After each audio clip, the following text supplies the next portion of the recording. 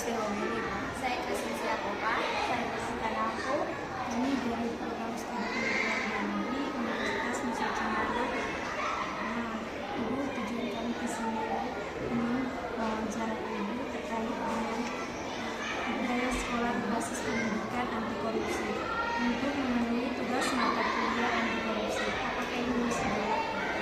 Ya, saya bersedia. Terima kasih Ibu. Mohon maaf sebelumnya Ibu. Apakah bisa Ibu perkenalkan diri terlebih dahulu? Oke, baik.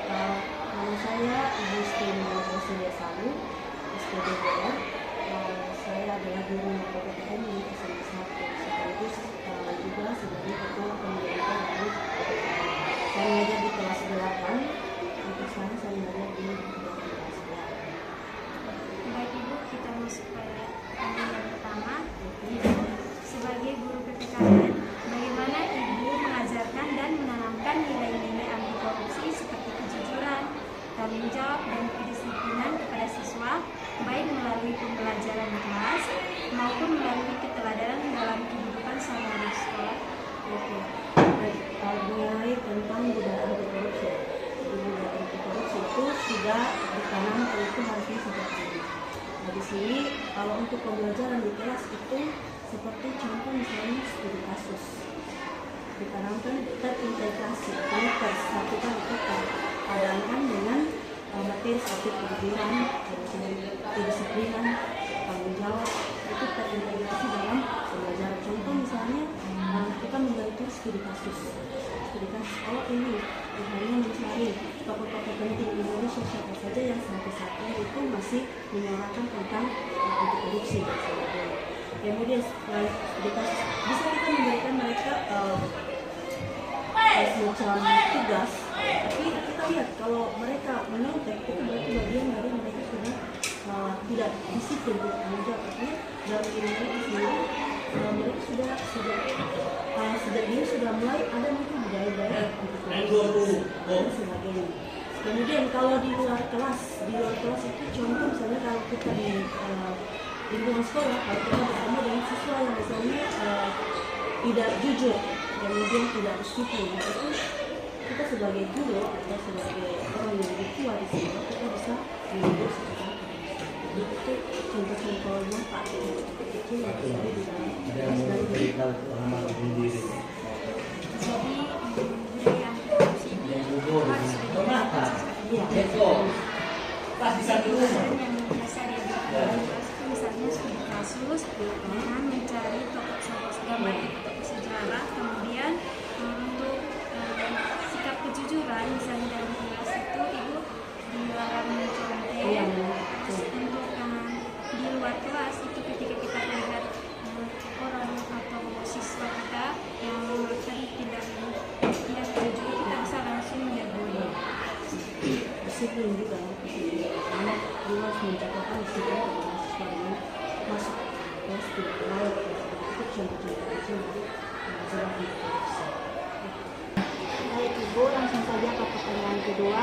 Nah, di sini menurut Ibu sejauh mana kesadaran siswa tentang pentingnya nilai anti korupsi yang sudah terbentuk di sekolah ini? Ya, kalau kita bicara tentang kesadaran siswa berarti itu masing-masing orang pengalaman, ya kan?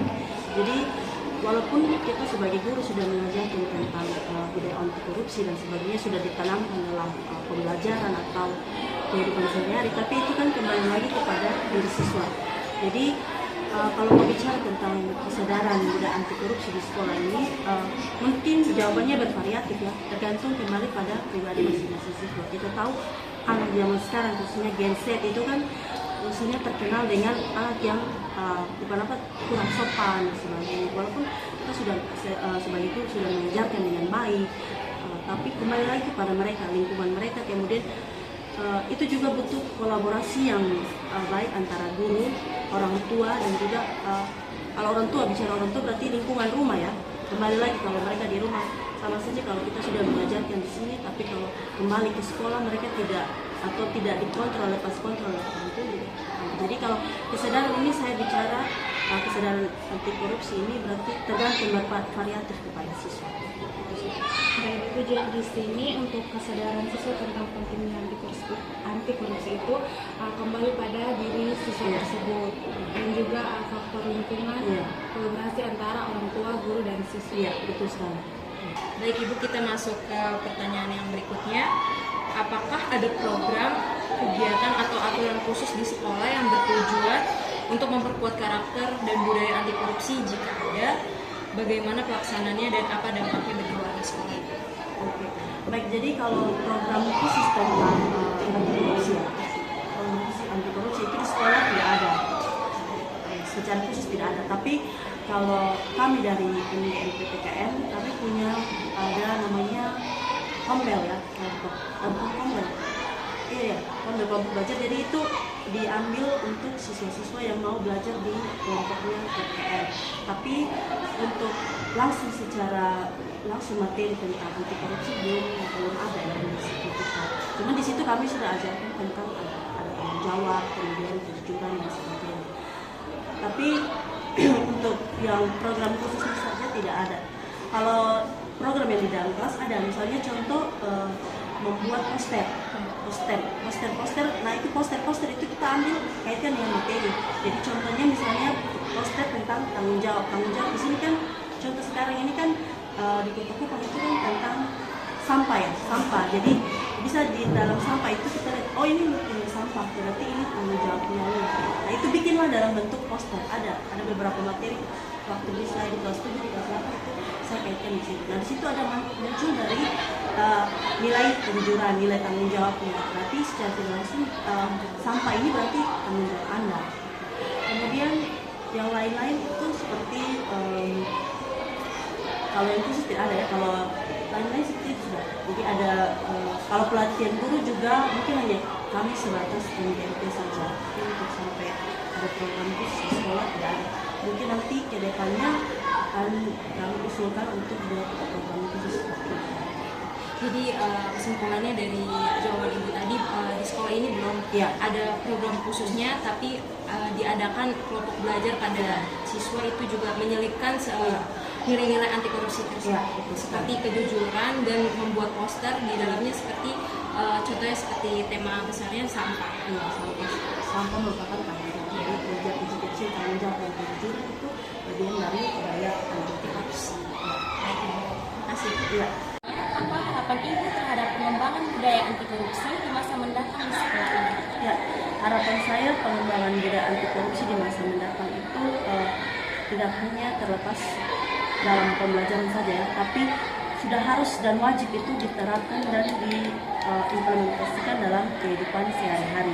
Ya, jadi tidak hanya sepintas belajar saja, oh ini kejujuran, tanggung jawab, ini anti korupsi seperti ini, tapi tidak harus kembali lagi diterapkan. Contoh misalnya tidak akan terlambat, tidak mencontek, kemudian disiplin, tanggung jawab. Nah itu hal-hal atau nilai-nilai yang ada di dalam budaya anti korupsi. Jadi tidak hanya kita sebagai guru PKN, tapi semua masyarakat, sekolah, itu siswa, guru, kepala sekolah dan sebagainya sudah harus menerapkan dan mengimplementasikan nilai-nilai anti korupsi itu sejak dini ya, seperti itu.